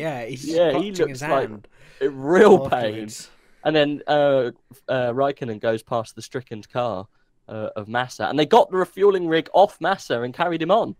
Yeah, so they some actually people got that rig off. Some of the mechanics, wasn't it, down the end? Just But, went over to it and tried to help it off. That was absolutely mad. That one, I remember watching that again. I think we watched that together. Yeah, no, we didn't, because it's 2008, because it's refueling. It was banned in 2009. Was it? No, it was banned in 2010, so it could have been 9, but I think it was 8. When you come and watch the Formula Fun podcast, you get all of the facts, all of the news. They're never mixed up, ever. We know our stuff, okay? Also, 2009, by this point, Massa was unfortunately incapacitated for racing. So it's 2008. He took an arrow to the eye. So moving on from that one. Yeah, let's. I'm a bit confused now. Is that one? Yeah, that's the one we watched. We got 2 left. We have got 2. At least someone's on the ball. So this is one... a top 5. Yes, top 5 embarrassing. Why didn't we just watch this from the start? There aren't any rubbish ones. There aren't any repeats. No. Okay. So bang! That's a very famous one. Yeah. Of a 90s, probably a 94, maybe 95. That's Schumacher 2001. Yeah, maybe early thousands. So again, bang! As a Roman Grosjean comes in, and he actually got the jack up that time. Brilliant. He's got stars in his helmets. He's already won world championships, so it must be. Well, he's already won them with Ferrari. I'm going to say 2004. No, it's definitely not 04. That's either 0, 1 or 2. Yeah, I don't think it's 2 either. I think it might be 1. Carry on. Sorry. On from that, he lost a couple of teeth, and Ferrari paid for the dentist. I have this horrible thing where I will just, when anyone asks a thing about Formula 1, I'm just like, right, I must work this out. Oh, that's a bit of a sky dance from Grosjean's. Yep, so Grosjean comes in. He actually, I remember watching this, he actually still gets the jack up. Look, it still gets him up. Yeah. He's like, come on, son! There we go. Well, he did the smart thing and just lifted his legs rather than try and stay in his place. Yeah, he just literally let it take him. And then going on to arguably one of the most amazing drivers to ever watch in Formula 1, Juan Pablo Montoya, takes out the flag man. He runs over it. And he falls over at the end. That's one of the funny ones. I don't know why. Okay, I didn't watch that live. I wasn't watching really so much with Montoya. But that man actually died in hospital an hour later. Oh, Nakajima. Nakajima's is a cracker. Crazy Absolute Japanese. Cracker. He locks up under brake and takes out a couple of pitmen. See, this is what we normally say when it happens in the pit. It's normally a little of a scuffle on a hurt bum or whatever, or a numb leg. It's never nothing bad. But and this is the pièce de résistance. I mean, D'Ambrosio could have easily killed many people in that. That's the ultimate fail, is spinning it round in a pit lane. It just shows you, doesn't it, that Virgin, so little downforce it can spin at 60 mile an hour. Absolutely awful. And then the last one, and I think one of my funniest ever pit instances was when 2013 Lewis has just gone over to Mercedes. I think his second or third race in, decides to pit in the McLaren garage, and then has to go through and round and into his Mercedes garage. So yeah, absolutely great stuff from Lewis there. Yep. Jensen did this as well around about the same time. They're all up in the air, weren't they? Bless them. Yeah. But yeah, that's the last one, and that's brilliant. the end of my section. Yeah, I mean, I'm glad, especially from the fire ones, that they stopped refueling. It was incredibly dangerous for many reasons. So I am glad they got rid of it, even if it is a bit to the detriment of the racing. And you know, A lot of this is very dangerous. What we've seen this weekend shows it, that they can get incredibly serious injuries from it. But at the same time, I hope they don't do something similar to what you say and curtail it and cut down the time, because I think pit stops have always been the most exciting part of Formula One. And you look at some championships, especially some of the touring car championships and stuff, and it's great, exciting racing, but they don't have those pit stops. They don't have those mad times where there's 10 teams double stacked in the pits because the safety car's out, and it's just mayhem. And that's what makes F1, I think. And we get these moments, and as long as no one's seriously hurt, it doesn't matter, does it? No, exactly. At the end of the day. Right, I was just going to do a very short topic. If I can find it. So, Formula One released the week before, or a couple of days before the race, Liberty Media released their proposals that they put to the teams for the 2021 sporting regulations. I thought we could just go through it quickly and just see what our thoughts are on them. I haven't seen this yet. They are incredibly vague. Okay, I was going to say, I know there's been an agreement across the board with everyone, but I don't know anything. Well, so this is what they've gone to the teams with and said, these are the rough areas that we want it to go in. And now you need to work out, like Ross Brawn and everybody need to work out the technical details. Because as I said, it is very vague, but I'll put it in the Steam now for you. So this is what they've gone to the teams with and the strategic initiatives that they're going to work on for the 2021 regulations. So we'll just go over them point by point, have a couple, a minute discussion or probably less on each one. So we start with power units. The power unit must be cheaper, simpler, louder, have more power, and reduce the necessity of grid penalties. I think there's very little to argue with there. I think cheaper, louder, and reduce the necessity of grid penalties. I'd be happy with those three. Yeah.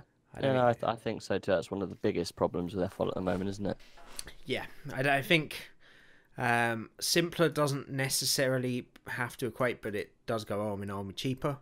Have more power doesn't matter to me as much, because if you put more power, they're not going to be simpler, they're going to be more expensive and probably have more grid penalties. So even if they were toned back a bit to stop that, I think I'd be happy with that anyway, with the cornering speeds we have now. It must remain road relevant, hybrid, and allow manufacturers to build unique and original power units. I think I would have disagreed with it a few years ago, but I think it has to say hybrid now, purely just cost-wise.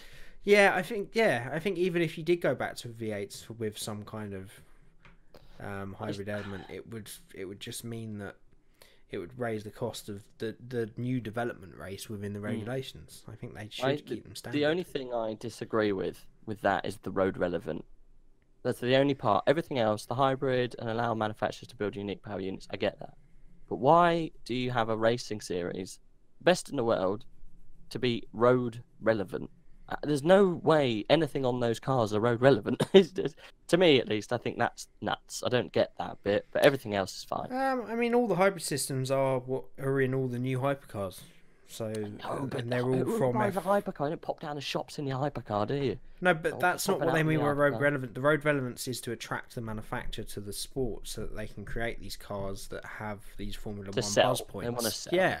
It's not necessarily road relevance for you or me, although it might be in 10-15 years. And that leads on nicely to the next one. Yeah, so new power units must be attractive for new entrants, and customer teams must have access to equivalent performance.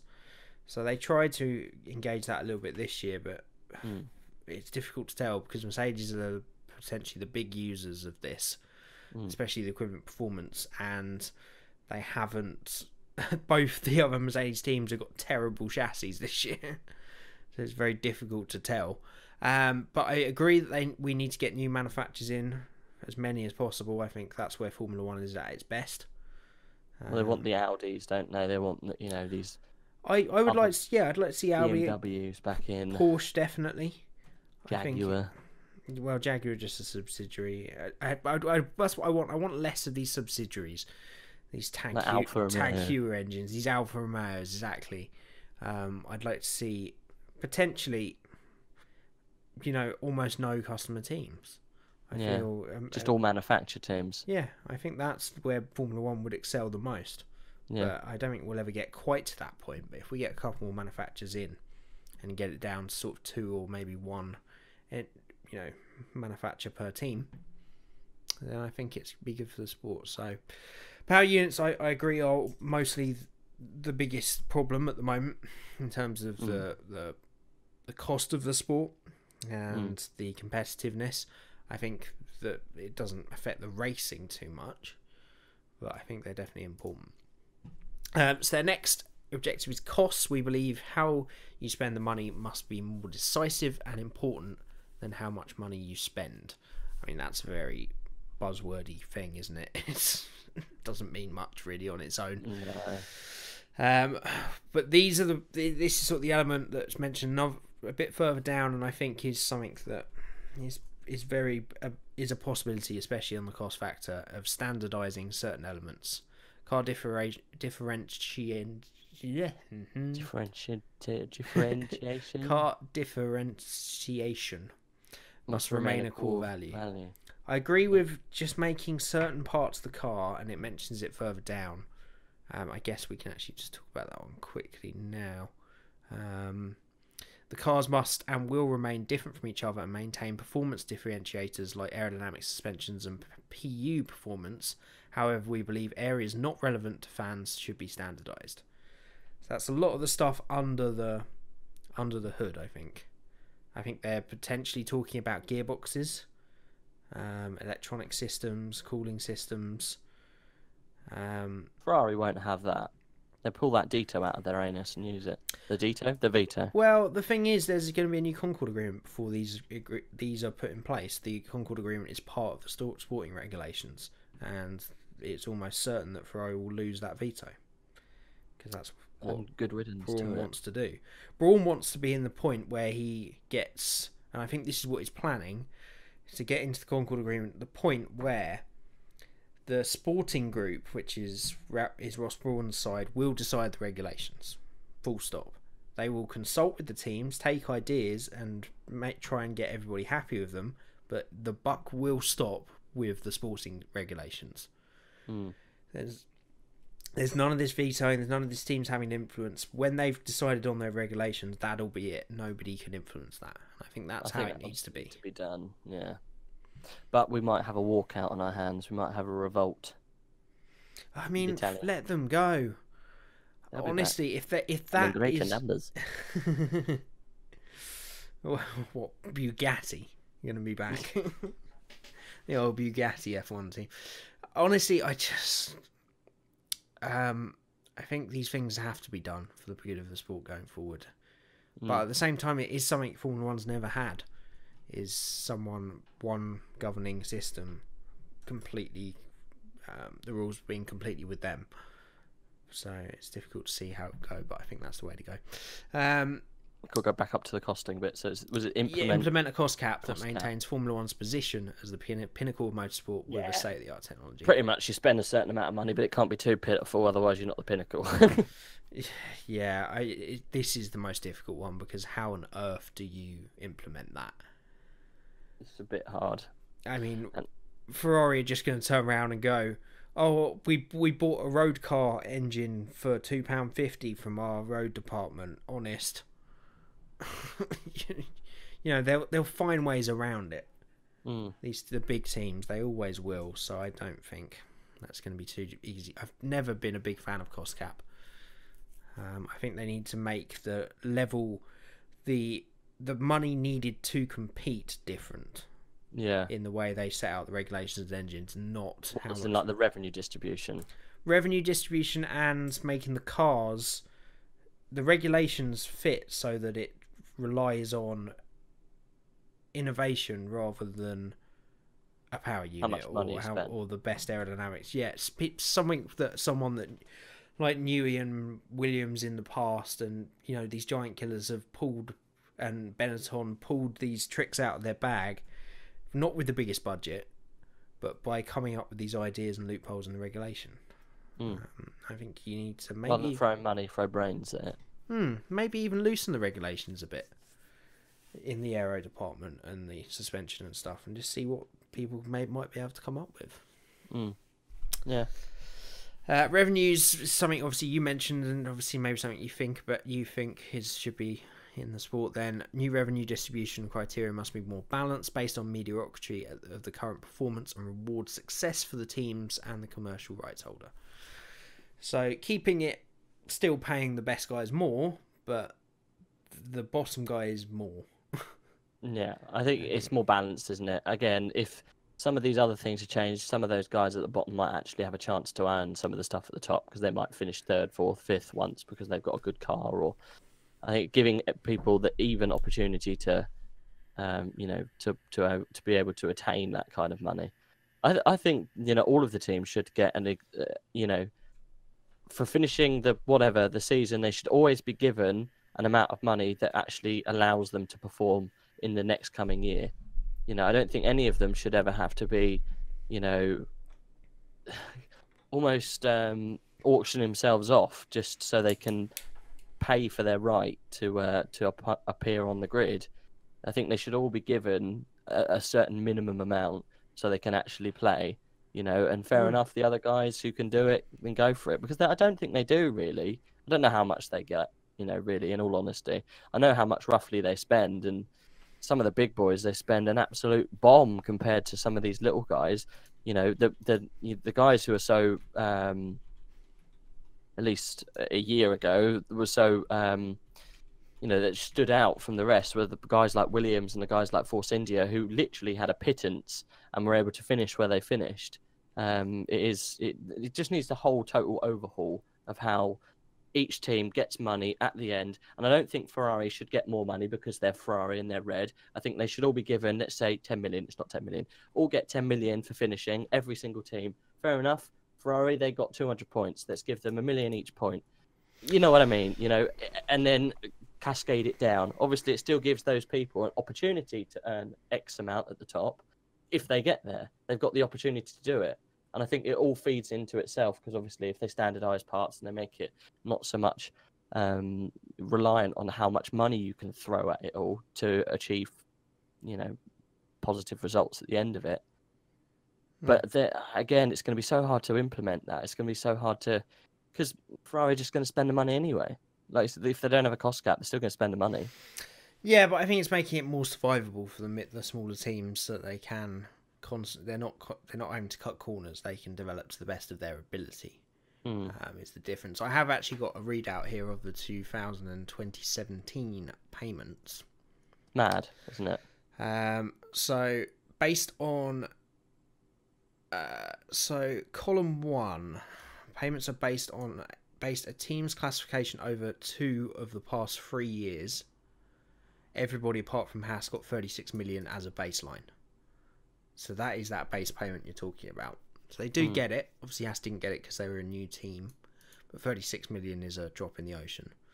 Column 2, payments are based solely on the team's 2016 clarification.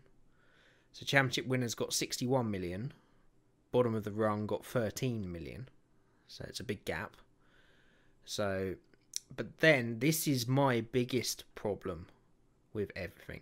So you have a long-standing payment at the moment that's given just to Ferrari. They get 68 million a year as a long-standing team. Nobody else gets that, just them. And bear in mind, the championship winners get 61 million. That's a joke. Okay, at the end of the day, that 68 million could go back into that prize fund easily. Then you have the Constructors' Championship bonus, which is a similar thing to the long-standing. And that's for Ferrari, Mercedes, Red Bull and McLaren. And they get between 39 and 30 million each. Again, that's the equivalent of finishing 4th in the World Championship. And then there's other payments. No idea what they are. Mercedes getting 35, Red Bull 35, Williams 10. So the top 3 teams get between 161 and 80 million. And Haas got paid 19 million. Sauber 49. So that's the kind of disparity you're talking about. And you've got to look at it the other way. These people like Ferrari, Mercedes, Red Bull don't need that much. They have got the money in the bag, so it needs to go to the people that need it. Mm. It's a joke. So that's what hopefully they'll change. Whether it will, we'll see. But that's almost 300 million that's paid out of the yearly prize fund just because of who the teams are. Which is not good enough. So hopefully that will be something they can change. Revenue support to both cars and engine suppliers. I don't really see why the engine suppliers need it. But there you go. And the final one, sporting and technical rules and regulations. We must make cars more raceable to increase overtaking opportunities. Probably the most crucial. This wake needs to be get rid of as much as they can. I agree. To improve the racing. Engineering technology must remain a cornerstone, but driver skill must be a predominant factor in the performance of the car. The only way you can do that is to make the cars more equal. And how they do that sort of ties into everything else. So that will come if they get everything else right, I think. It'll be so hard for them to implement all of this, It's good luck to them. If there's one man that can do it, it's Ross Brawn. It's Ross, yeah. So I have faith. I have faith as well. Yeah, I have faith he can at least make strides. Mm. Even if he can't achieve all of it. I say this is a very big wish list from them. And the final one, the cars must and will remain, as we mentioned before, different from each other and maintain performance differentiators like aerodynamic suspension, power unit, but some areas need to be standardised. I think that's a good way to go forward, especially with the cost factor. So, yeah, I guess we'll see how they get on. I guess the final bit of that topic I was going to ask was if you could create one single rule in Formula One for the new regulations, what would it be? Remove DRS. You'd remove it? Yeah. So what do you... And implement a fan boost system. Or some kind of one-off boost system that you can only use once per race. Just one, like a turbo. You can only use it once and it comes from a separate battery. So you'd be on the side of gimmicks? You think gimmicks are what it needs? No, because I don't think they should have a constant usable gimmick. Because they can use that flap and it's, every single time they come round within a second of another car. I don't think it should have that. I think they should have a one-off. They get one chance of using this thing and they get the chance to use it whenever they like during the whole race. Maybe don't have it a fan boost thing. Maybe have you get a one-shot thing. That's all you get. Little turbo button, one shot. It's just, it's called the overtake turbo. And that could win or lose the race. Might have even won the race for Bottas last time. I think just a one-time thing, nothing else. Everything else is down to the car. It's not a bad idea. It's quite a novel idea. I haven't heard of that one before. I mean, my issue with DRS is... I think super, Japanese Formula do something like that. Okay. The Japanese super, whatever it is. But that's interesting. I mean, some of these elements are fun for the racing and do add certain things. The fan boost has not necessarily been that effective in Formula E. But, well, not necessarily a fan boost, but you know what I mean. A one-off boost, yeah, but it's a similar concept. They get once a race that big boost, and it's not always, but then they don't always use it too well. Well, I think maybe it should be like a proper boost, like it's 200 horsepower or something. It's a big old booster. Turbo. Yeah, it'd be interesting, I guess. If you're listening, Ross, that's what Rage wants. He basically wants wacky races. Whoa, simmer down. The DRS is an interesting point. It was brought in for the pure fact of getting people alongside and past, to get past the issue of being unable to follow. And I think it's needed more than ever. If the new regulations solve that issue or make it an awful lot better, then you get rid of it. I agree. But I think whilst the cars are as difficult to overtake as they can, they're almost the only chances we see of people overtaking. And that's why it's there. So I think it's a good thing for the current formula. If things change, then I would be all for removing it. I'd agree with that. For me, you know what? I've thought of it. I came up with the topic. I haven't thought about it at all.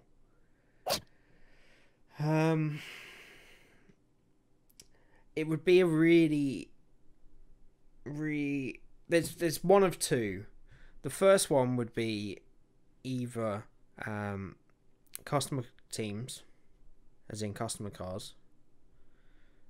The best idea I've heard floated is allowing new teams, like privateer teams, to come into Formula One, because I want it.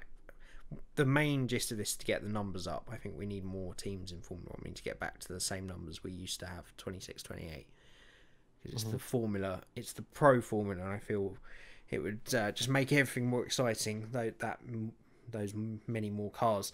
So the idea would be of having, say a 2018 Mercedes or Ferrari being available for 2 years or 3 years to a privateer team at a massively reduced cost, and they can step into that car. They can't develop it. They can only just keep it running as the Mercedes that it was, and then they're only allowed it for a certain period before they have to build their own car. So to get them sort of like a second formula in, almost get them in. Yeah, get them in the door, get them racing, get them relatively competitive. Maybe a 2-year-old Mercedes or Ferrari or something. So it's massively reduced costs while they learn the sport and are able to jump in. The second one would be the most drastic, but I think it's something that would work instantly, is to standardise front and rear wings. I know people would hate it, but it would solve all the racing issues instantly. I think they need to make amendments to the rear wing, but I don't think it's all rear wing, is it? It's the whole body flow over the car. It's everything to do with the whole aero No, but if you system. standardise the front and rear wing as two plain wings, instantly they're not interrupted by the downforce and they're not interrupting the car behind. Yeah. The problem is when they're being split in such a complicated fashion by the front wing, with this complicated air coming off the rear. Yeah. Which is why Formula 2 doesn't struggle from it at all, because they just have two plain wings. And it doesn't matter how the air comes to them then. They're not going to lose much from it. It would be a horrible thing for Formula 1 to go back to that kind of wing in terms of the aesthetics, and I think people would hate it, but it would solve it overnight. If I could do one thing overnight, that would be it, because I think you'd instantly see better racing. But they won't do it. Right, that's going to be it from the topics then. If you have any pit stop incidents to add to Rage's list, or you have any recommendations for what we could do in Formula 1 to make it better, then do let us know in the comments below. And I guess then we'll just look ahead a little bit to China. Predictions?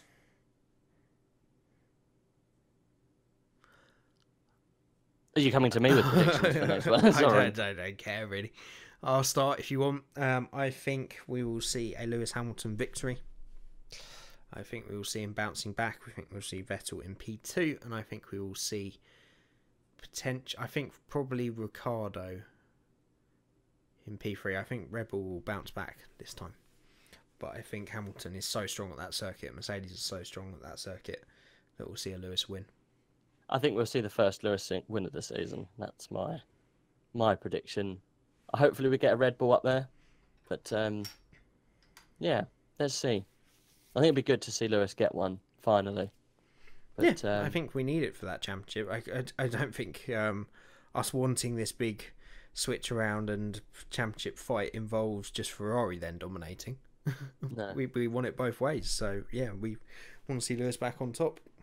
Jesus Christ, 1 second, Jamie. Jeff's on the other line. 1 second. Yes, Jeff. Oh my God, that's happened. Dun dun dun dun dun dun. It's bloody crazy F1 news, you bastard. News just in, straight on my desk. Breaking news. I'm really excited to get behind the wheel of a Gen 2 car, says Nico Rosberg. Out of retirement and into a Gen 2 Formula E next year. Boom! First time you've heard it. Is he getting in Formula E? Rosberg getting into a Formula E Gen 2 car next year. Really? Out of retirement. sacked off the wife and kids, and thought, "Fuck it, I'm going back." Christ, is this what I have to deal with? Why did I bloody retire? Is this nailed in? Is it, or is he just? This interested? is Facebook. I mean, Jeff told me from the inside scoop. I got it from a guy at Ferrari. I don't know if it's true. Oh, he's just showcasing it. Do you think? As he commits to investment. No, he'll be driving. He's not driving. He's driving one, but not in the season. Gen 2 car. He's going to test a Formula E car as he commits to investment. So he's become a shareholder and long-term investor in Formula E. Gen 2 car. The right? What does that mean? It's the Gen 2 car. That doesn't change anything. Don't debunk my random bit of hearsay. All right, this is for the viewers to decide whether they believe it. So I heard it from a guy at McLaren, shut up. Heard it from a guy at Ferrari. Jeff told me. Just saying. So I think he's basically bought a Formula E team, and he's going to be the first guy to race the Gen 2, not race. First guy to test the Gen 2 car and in public demonstration of it. Whether he drives for the team he bought, probably not. This is probably more of his business thing that he wants to do. But yeah. So I'm afraid, sorry to burst your bubble, but Jeff, piss off, mate. You got your wires in a cross there. Right, I think that we shall call that there for today, because it's run quite a bit longer again, as it normally does. Always does. Yeah, always does. So, as always, guys, as I said last time out, if you are okay waiting a couple of extra days, then I can bring in the picture thing back and the changing images and the occasional little video clip, but I'm sure most of you just put this on and listen in the background, so it just makes it easier. It means we can get it out quicker and with less time. You don't have to watch. Less editing. Exactly. You just listen to our lovely voices, our monotone voices.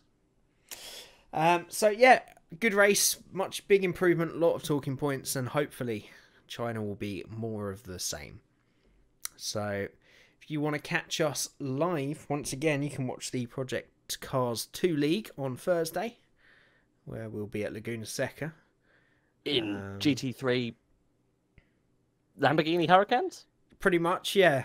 They're not classed as GT3s, but they basically are. So that should be interesting. And it's going to be, I think, random weather. So rain and the corkscrew. Prepare for more rage. But yeah, so tune in for that. And as always, guys, I hope you continue to enjoy these podcasts. I think we continue to enjoy having at least just a couple of hours to talk about F1, if nothing else. I think the fact that 100 odd of you watch it every week still makes it that a little bit easier to make. So if you are new to the channel and you did enjoy, you can always hit that like button on the video. You can subscribe to the channel as well to keep up to date. But for the Formula Fun podcast, this is going to be us, and we will see you in China. Bread tastes nice if you dip it in chocolate.